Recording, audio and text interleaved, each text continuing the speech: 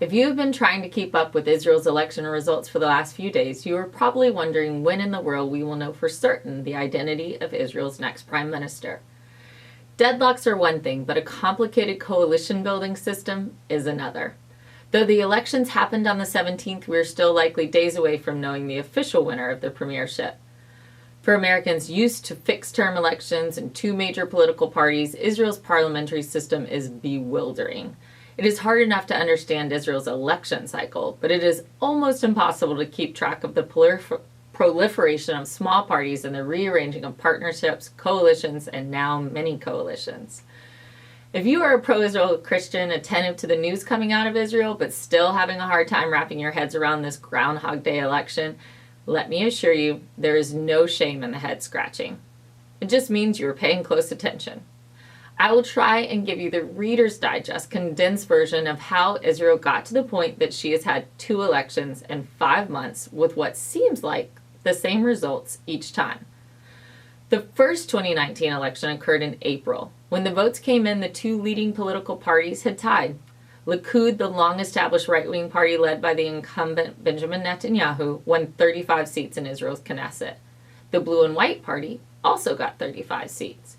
They are actually an alliance of 3 left-wing parties who merged under the leadership of retired IDF General Benny Gantz with the hope of bringing down Netanyahu's long reign.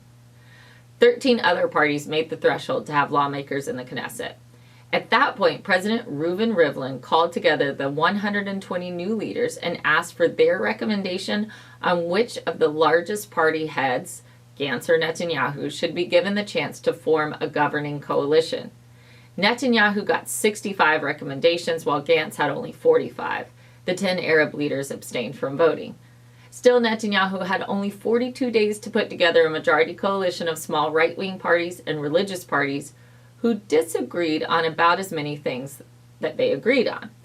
The standoff that prevented a full 4th term for Netanyahu came down to a conflict between Knesset member Avigdor Lieberman's Israel Beiteinu party and the ultra-Orthodox parties that Netanyahu needed to form a 61 majority.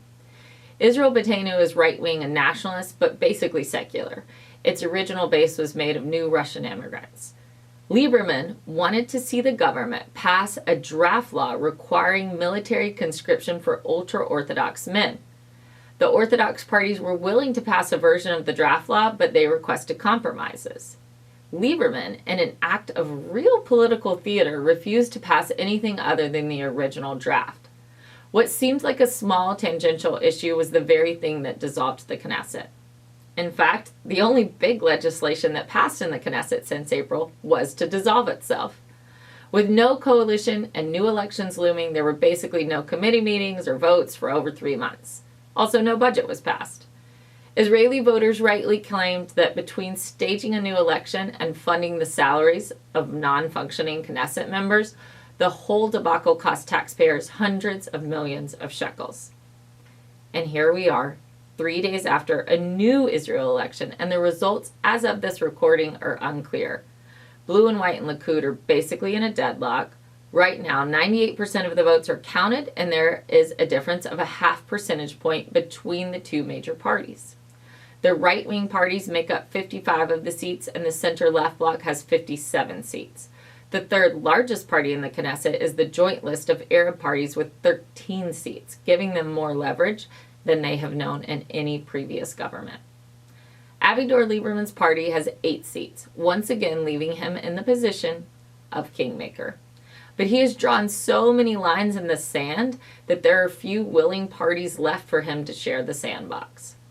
Both Gantz and Netanyahu are calling for unity governments, but what they mean by unity government and under whose leadership is still very much to be determined.